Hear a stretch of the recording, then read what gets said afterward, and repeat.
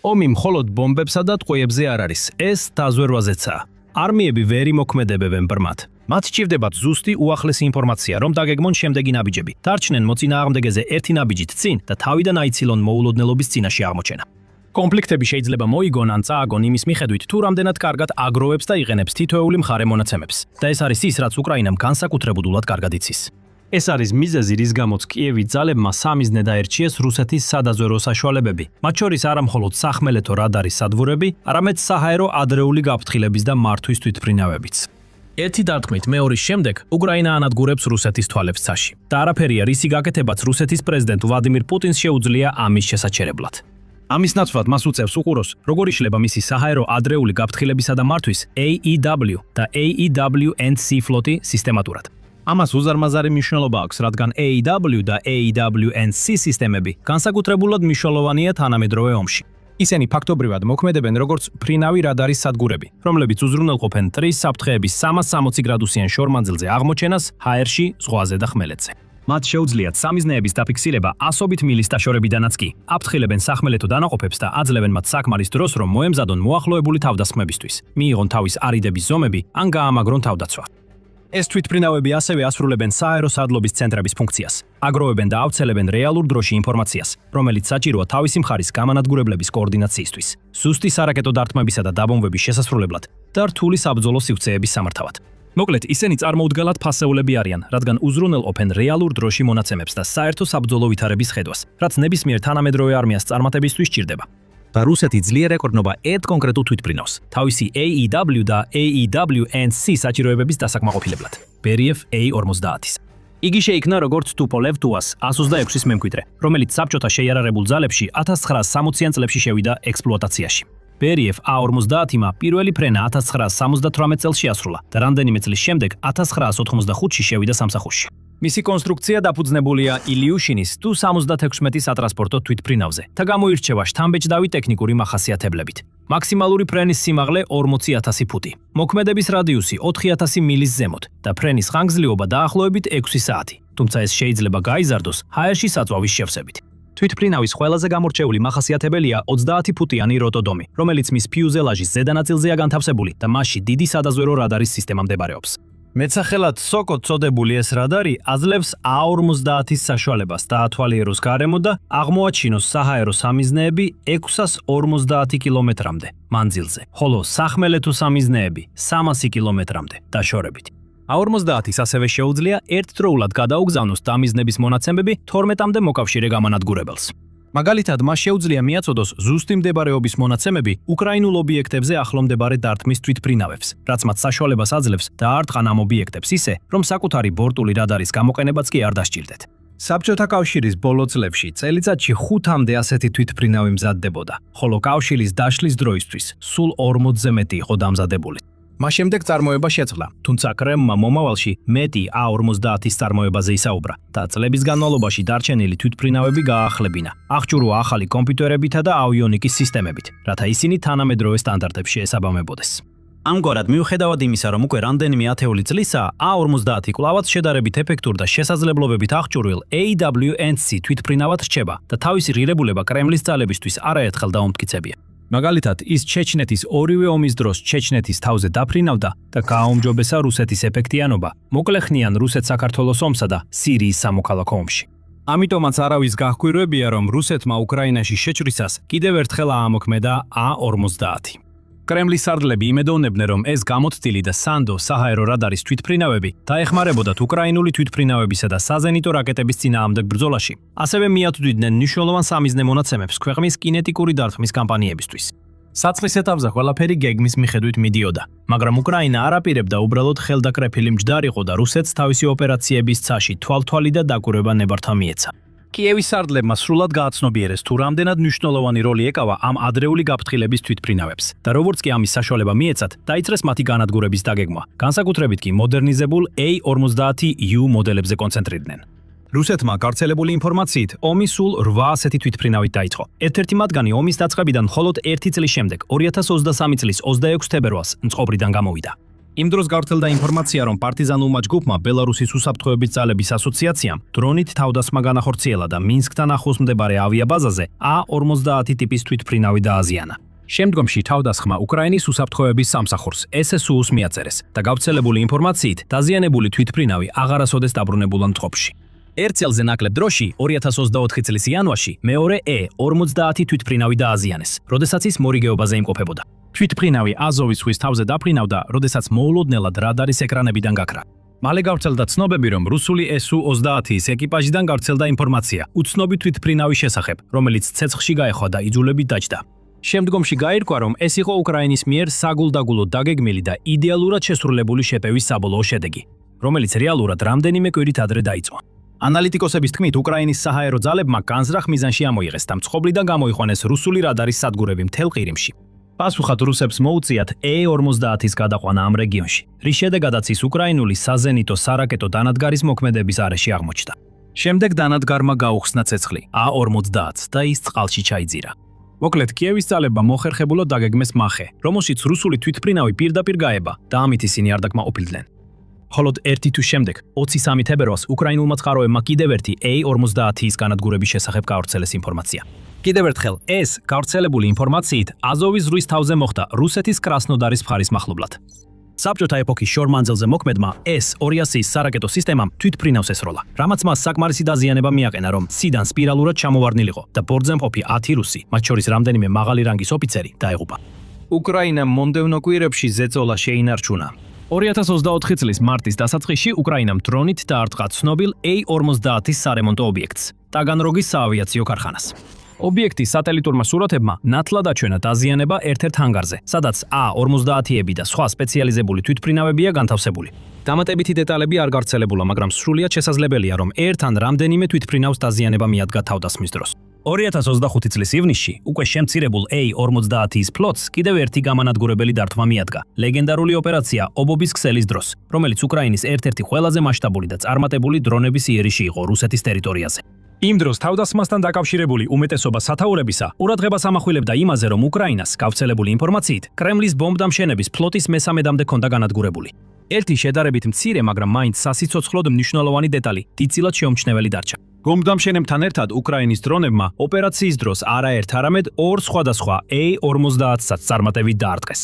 რამდენიმე ჟურნალისტმა და სამხედრო ექსპერტმა ეს ამბავი გაავრცელა. მათ შორის სატელიტური სურათები და ვიდეოებიც გააზიარეს იმის დასამტკიცებლად, რომ ორ თვითმფრინავს სერიოზული დაზიანება ჰქონდა მიღებული, განსაკუთრებით მათი რადარის გუმბათის ნაწილში.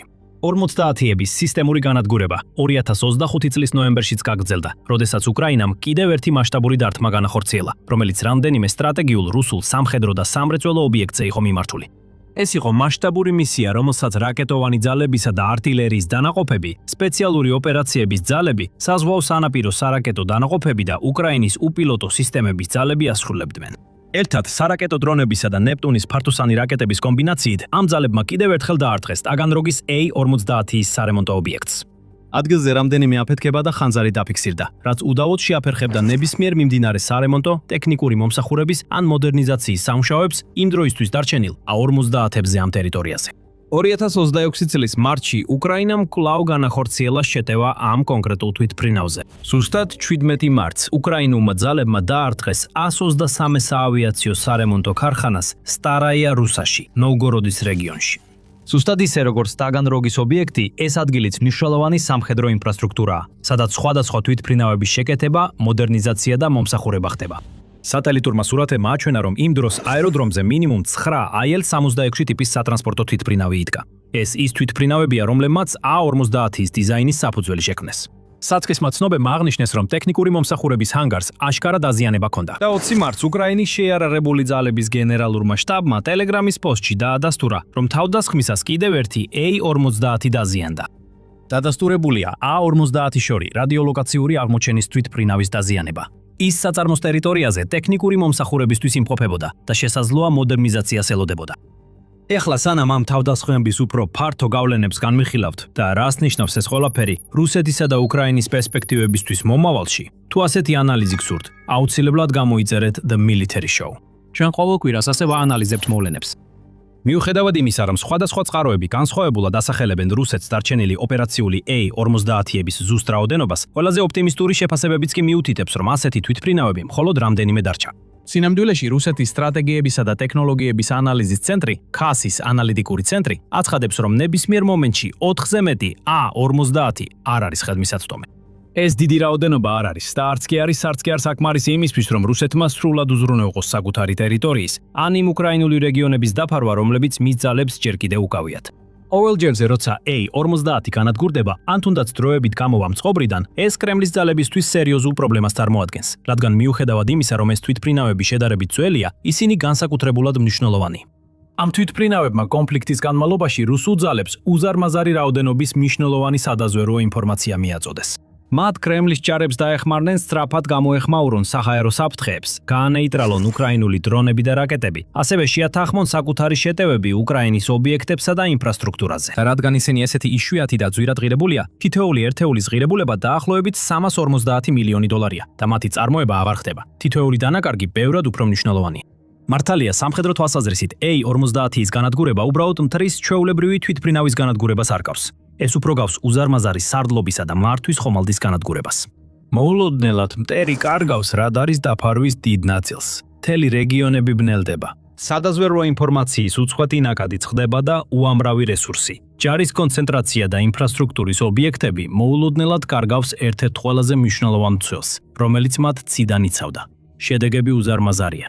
50-ები ბევრად უფრო შორს ხედავენ, ვიდრე უმეტესობა მიწაზე დაფუძნებული რადარისა, მაგალითად, რადგან ისინი ასეთ მაღალ სიმაღლეზე მუშაობენ.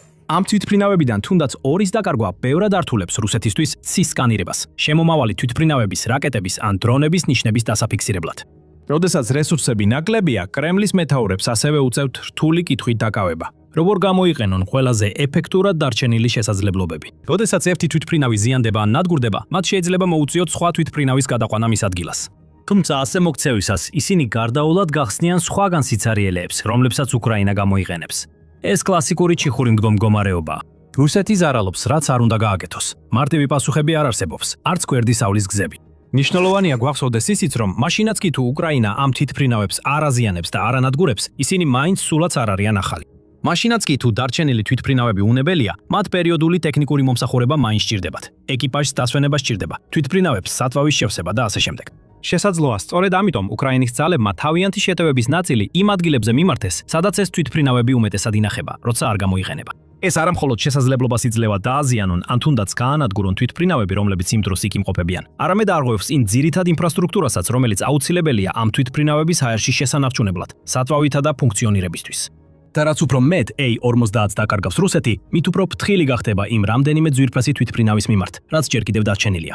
ალბათ ვიხილავთ, რომ კრემლის სარდლები მომავალში უფრო იშვიათად გამოიყენებენ ამ თვითმფრინავებს. ეს არა მხოლოდ უარყოფითად აისახება რუსეთის საერთო რადარის დაფარვასა და თავდაცვით შესაძლებლობებზე, არამედ უარყოფითად მოქმედებს მის შეტევით შესაძლებლობებზეც. რადგან მიუხედავად იმისა, რომ A-50-ები თავად არ აგდებენ ბომბებს და არ ისვრიან რაკეტებს, ისინი აწვდიან იმ მონაცემებს, რომელთაც რუსული დამთქმელი გამანადგურებები ეხორდნობიან სამიზნეების აღმოჩენასა და ზუსტი მდებარეობის დასადგენად. A-50-ების დახმარების გარეშე იმავე დამთქმელ გამანადგურებლებს შესაძლოა მოუწიოთ უფრო მეტად დაეღდნონ საკუთარ რადარებს ან მიწის საკონტროლო ჯგუფებს, რაც ზრდის მათთვის საფრთხეს და ამავდროულად ამცირებს მათ ეფექტურობას. ეს ყველაფერი აღნიშნავს, რომ რუსეთი სრულიად ბრმაა. მას ჯერ კიდევ აქვს მიწის რადარები, გამანადგურებლების რადარები, თანამგზავრები და სხვა სადაზვერვო სისტემები, რომლებიც ინფორმაციის შეგროვებაში ეხმარება. მაგრამ ის კარგავს შეიძლება ითქვას თავის ყველაზე მნიშვნელოვან და შორს ვხედო თვალებს წაში. და ეს არის პრობლემა, რომელსაც როგორც ჩანს, კრემლს გადაწყვეტა არ აქვს. ქვეყანამ ისაუბრა A-50 ტიპის თვითმფრინავების წარმოების განახლებაზე, მაგრამ როგორც ჩანს, ვერ შეძლო ამისთვის საჭირო თანხებისა და რესურსების მოძიება, რაც სავარაუდოდ მის ამჟამინდელ ეკონომიკურ პრობლემებს უკავშირდება. რუსეთმა ასევე იტრაბახა თავისი მოძველებული 50-ის ფლოტის მოდერნიზაციისა და განახლების პროგრამებით, მაგრამ მისი ახალი და გაუმჯობესებული 50-იუები აშკარად საკმარისად ძლიერი არ არის უკრაინული დრონებისა და რაკეტების დარტყმების წინააღმდეგ, რადგან რამდენიმე მათგანი უკვე განადგურებულია. კრემლმა ასევე სცადა, მაგრამ ვერ შეძლო A-50-ის მემკვიდრის A-100 შექმნა. იგი უნდა ჩანაცვლებოდა A-50-ს ეტაპობრივად. უნდა ყოფილიყო აღჭურვილი უფრო თანამედროვე რადარის თვალთვალის ტექნოლოგიით, უფრო ძლიერი ძრავებით და უახლესი ელექტრონული ომის სისტემით. სამწუხაროდ რუსეთისთვის ეს პროექტი წლებია გაურკვევლობაშია გაჭედილი. პროტოტიპმა თვითმფრინავმა პირველი ფრენა ჯერ კიდევ 2017 წელს შეასრულა, მაგრამ მას შემდეგ AAC-ზე თითქმის არაფერი ისმოდა. გარდა 2025 წლის ნოემბრის ბოლოს, როდესაც უკრაინულმა ძალებმა განაცხადეს, რომ პროტოტიპი გაანადგურეს. მოსკოვის სულ უფრო მეტად იძაბება და უკვე წამოაყენა იდეა, შეიქმნას სრულიად ახალი ჰიბრიდული თვითმფრინავი, რომელიც თეორიულად გააერთიანებს საჰაერო სადაზვერვო, საზღვაო პატრულირების, დაზვერვისა და წყალქვეშა ნავების საწინააღმდეგო ფუნქციებს ერთ მრავალფუნქციურ შვეიცარიული არმიული დანის მსგავს პლატფორმაში. ბერიევის გაჟონილი დოკუმენტების მიხედვით, იგივე კომპანია, რომელმაც A50 შექმნა, ეს ახალი თვითმფრინავი დაფუძნებული იქნება B200 ამფიბიურ რეაქტიულზე, კიდევ ერთ რუსულ თვითმფრინავზე, რომელსაც პრობლემური წარსული აქვს. თუმცა დოკუმენტებში ასევე ჩანს, რომ რუსეთს უბრალოდ არ აქვს საჭირო კომპონენტები ამ თვითმფრინავების დასამზადებლად, რადგან მათთვის საჭირო ძრავები უკრაინაში იწარმოება და მოსკოვს ვერ შეუქმია მათი ადგილობრივი ანალოგი. ასე რომ A100 წარუმატებელი აღმოჩნდა. B200 ჰიბრიდული თვითმფრინავის პროექტი წინ ვერ მიიწევს. და ეს რუსეთს მხოლოდ რამდენიმე საბჭოთა პერიოდის A50 უდოვებს, რომელზეც უნდა დაეყრდნოს მთელი თავისი AEW და AEW&C საჭიროებებისთვის. უკრაინა კი ყოველჯერზე, როცა A50-ს ანადგურებს ან აზიანებს, სულ უფრო ძლიერ პოზიციაში აღმოჩნდება. ის მხოლოდ მტერს არ ასუსტებს, არამედ აქტიურად ხსნის სუსტ წერტილებს, რომლებსაც შეუძლია გამოიყენოს. და კიევის საჰაერო შესაძლებლობები მალე მნიშვნელოვნად განახდება, რაც ამ სუსტ წერტილებზე დატმას კიდევ უფრო გაამარტივებს. 2025 წლის ოქტომბერში კიევმა შვედეთთან გააფორმა შეთანხმება, რომლის მიხედვითაც შეიძენს 150-მდე Saab JAS 29 Gripen ერთძრავიან ზებგერით მრავალფუნქციურ გამანადგურებელს. დასარტყამი და სადაზვერვო შესაძლებლობების გასაერთიანებლად შექმნილი Gripen ფართოდ ითვლება შესანიშნავ 4.5 თაობის გამანადგურებლად. იგი ცნობილია თავისი ხარჯ-დეფექტური დიზაინით, დაბალი მოვლის საჭიროებით და მოწინავე ტექნოლოგიებით, მათ შორის უმაღლესი ელექტრონული ომის შესაძლებლობებით. ეს მას ბევრ კონკურენტთან შედარებით უპირატესობას ანიჭებს. ეთმაყოფილმა ნატოს სამხედრო ოფიციალურმა პირმა ეს თვითმფრინავი დედამიწაზე ერთ-ერთ საუკეთესო საბრძოლო თვითმფრინავადაც კი მოიხსენია. საუკეთესო გამანადგურებლად, რომელიც არ არის ფარული F-14 ან F-35. მას მარტივად შეუძლია გაუმკლავდეს ყველაფერს, რასაც პუტინი დაუპირისპირებს. 2026 წლის 11 თებერვალს უკრაინამ გამოაცხადა გეგმები, რომ თავისი ახალი ევროკავშირის მხარდაჭერის ფონდის ნაწილი გამოყოს გრიფენის გამანადგურებლების შესაძენად. და რამდენიმე თვის შემდეგ, 17 აპრილს, უკრაინის პრეზიდენტმა ვოლოდიმირ ზელენსკიმ დაადასტურა, რომ უკრაინამ უკვე დაიწყო თავისი პილოტების მომზადება გრიფენზე და 2026 წლის შემოდგომაზე ეს პროგრამა კიდევ უფრო გაფართოვდება. თუ ეს შეფასება სწორია, უკრაინა მალე შეძლებს ევროპის საუკეთესო გამანადგურებლებს შორის რამდენიმე ცაში გაშვებას, სწორედ იმ დროს, როცა რუსეთის საჰაერო ძალები ყველაზე სუსტ მდგომარეობაში არიან.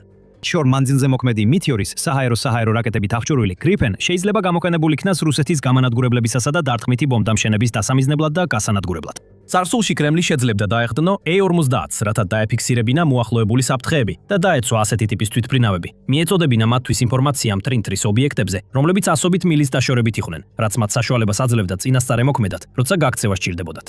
ეს თავისუფლ რუსეთს საშუალებას აძლევდა მიეყვანა თავისი დარტყმითი ავიაცია უფრო და უფრო ახლოს ფრონტის ხაზთან, ჩაეტარებინა გამანადგურებელი დაბომბები, სარაკეტო დარტყმები და სხვა აგრესიული რეიდები. მაგალითად, SU-34-ებით, SU-35-ებით და 15-ებით და MiG-31 BM-ებით.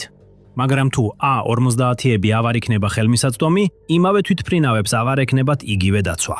შეიძლება ვერც კი გაიგონ, რომ უკრაინული გრიპენი მათზე სამიზნეს იღებს, ან რომ მეტეორის რაკეტა მათკენ მიემართება, სანამ უკვე ძალიან გვიანი არ იქნება. ეს აღინიშნა Defense Express-ის ბოლო სტატიაში, სადაც ნათქვამია, რომ გრიპენის ერთ-ერთი მთავარი მიზანი იქნება რუსული Su-34 ტიპის დარტყმითი თვითმფრინავების, რომლებიც მართვად ბომბებს ატარებენ, ფრონტის ხაზიდან უფრო შორს გადაყვანა.